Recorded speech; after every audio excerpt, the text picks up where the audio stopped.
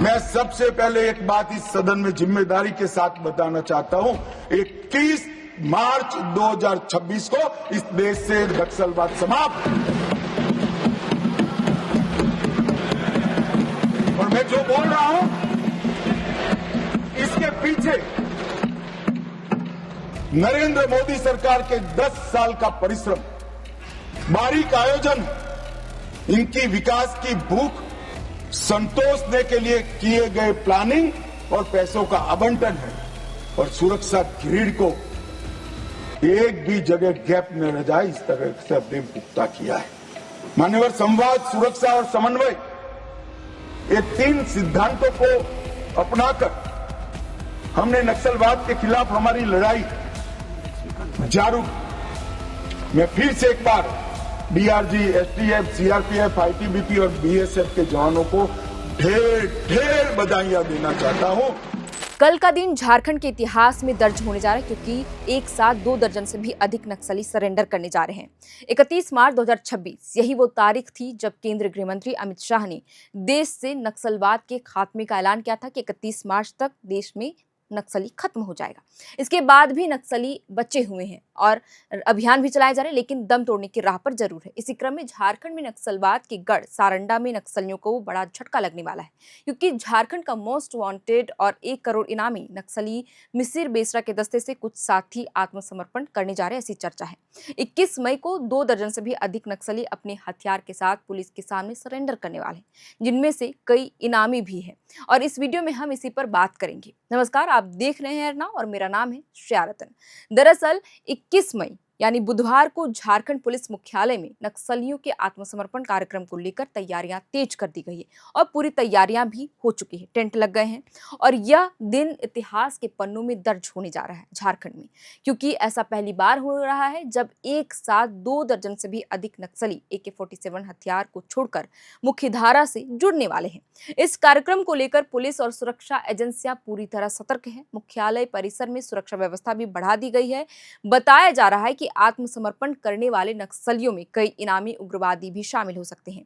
हाल ही में सुरक्षा बलों के लगातार अभियान और दबाव के कारण नक्सली संगठनों को बड़ा नुकसान हुआ, जिसके बाद आत्मसमर्पण का सिलसिला लगातार तेज हुआ। पुलिस अधिकारियों का मानना है कि यह आत्मसमर्पण कार्यक्रम राज्य में नक्सलवाद के खिलाफ बड़ी उपलब्धि साबित हो सकती है। बता दें कि चर्चा है कि इन नक्सलियों में जो आत्मसमर्पण करने जा रहे हैं, इनमें से कुछ मोस्ट वांटेड नक्सली मिसिर बेसरा के दस्ते के साथी भी हो सकते हैं, जिसके मैंने शुरुआत में बताया। हाल ही में खबर आई थी कि मिसिर बेसरा के दस्ते में महज 10 से 12 नक्सली ही बचे हुए। उनमें से मिसिर बेसरा की करीबी और मोस्ट वांटेड महिला माओवादी नेता श्रद्धा विश्वास उर्फ बेला को कोलकाता पुलिस ने मंगलवार को ही गिरफ्तार कर लिया, जबकि मधाई पात्रा ने कोलकाता में सरेंडर कर दिया। इससे पहले मिसिर बेसरा दस्ते के 53 नक्सलियों में से 15 झारखंड पुलिस के शरण में पहुंचे थे। इनमें माओवादी पुलित ब्यूरो सदस्य 1 करोड़ के इनामी मिसिर बेसरा का खासम खास 10 लाख का इनामी जोनल कमांडर अश्विनी भी शामिल है। इसके साथ ही 10 लाख का इनामी जोनल कमांडर चंदन लोहरा, 5 लाख का इनामी सब जोनल कमांडर सोहान पुनई उर्फ रांगा, सब जोनल कमांडर बधाई पात्रा, एरिया कमांडर 2 लाख की इनामी रजनी मुदगम, एरिया कमांडर सोनाली मुंडा उर्फ पारुल और दस्ता सदस्यों में अनिशा जेलानी, सपना सहित अन्य नक्सली शामिल है। केंद्रीय गृह मंत्री अमित शाह ने 24 अगस्त 2024 को यह बड़ा ऐलान किया था कि भारत को 31 मार्च 2026 तक पूरी तरह से नक्सल मुक्त कर दिया जाएगा। हालांकि यह तय समय सीमा यानी कि डेडलाइन पार हो चुकी, लेकिन सुरक्षा बलों की ओर से देश के प्रभावित इलाकों में अब भी लगातार सर्च ऑपरेशन चलाए जा रहे हैं।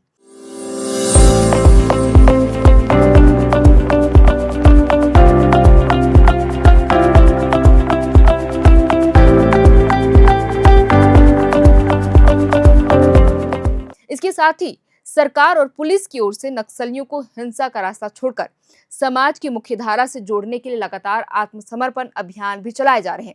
राहत की बात यही है कि इन प्रयासों के चलते कुछ इनामी और मोस्ट वांटेड नक्सली हथियार छोड़कर मुख्यधारा में शामिल हो रहे हैं। हालांकि अभी भी कई बड़े और मुख्य नक्सली पुलिस की पकड़ से बाहर है, जिन्हें पकड़ने के लिए सुरक्षा बल लगातार मुस्तैद है और कोशिश कर रही है। अभियान भी चलाई जा रही है। अभी सारंडा के जंगल में यानी कि पश्चिमी सिंहभूम इलाके में आज ही सुबह मुठभेड़ हुई थी।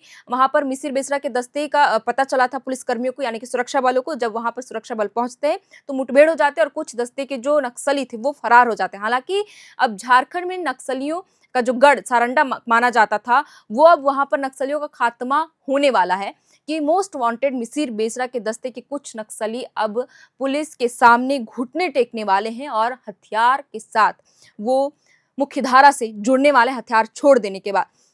तो ये बहुत बड़ी कल के लिए झारखंड के लिए बहुत ही बड़ा दिन होगा कि एक साथ 20 से भी अधिक यानी कहा जा रहा है कि 2 दर्जन से भी अधिक नक्सली आत्मसमर्पण करने जा रहे हैं। लगातार सुरक्षा बलों की जो कोशिश है, अभियान है, वो अब सफलता के कगार पर है। अब कुछ ही ऐसे मोस्ट वांटेड नक्सली है जो सारंडा के जंगल में छिपे हुए और अन्य इलाकों में, लेकिन लगातार सुरक्षा बल ये कोशिश कर रही है कि नक्सली आत्मसमर्पण से जुड़े, आत्मसमर्पण अभियान से जुड़े और वो हथियार बल छोड़ करके।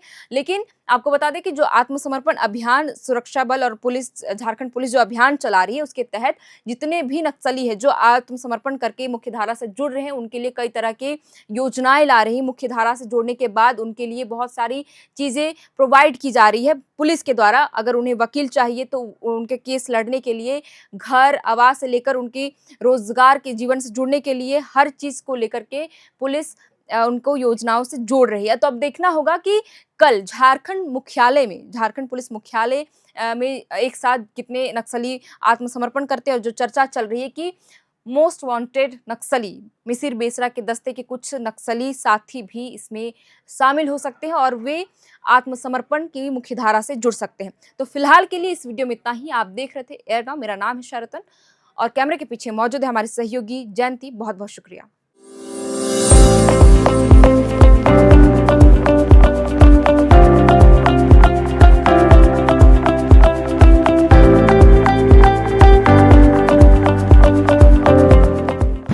सबसे पहले एक बात इस सदन में जिम्मेदारी के साथ बताना चाहता हूं, 21 मार्च 2026 को इस देश से नक्सलवाद समाप्त। और मैं जो बोल रहा हूं इसके पीछे नरेंद्र मोदी सरकार के 10 साल का परिश्रम, बारीक आयोजन, इनकी विकास की भूख संतोषने के लिए किए गए प्लानिंग और पैसों का आवंटन है। और सुरक्षा ग्रिड को एक भी जगह गैप न रह जाए, इस तरह से हमने पुख्ता किया है। मान्यवर, संवाद, सुरक्षा और समन्वय, ये 3 सिद्धांतों को अपनाकर हमने नक्सलवाद के खिलाफ हमारी लड़ाई जारी। मैं फिर से एक बार डीआरजी, एसटीएफ, सीआरपीएफ, आईटीबीपी और बीएसएफ के जवानों को ढेर ढेर बधाइयां देना चाहता हूं।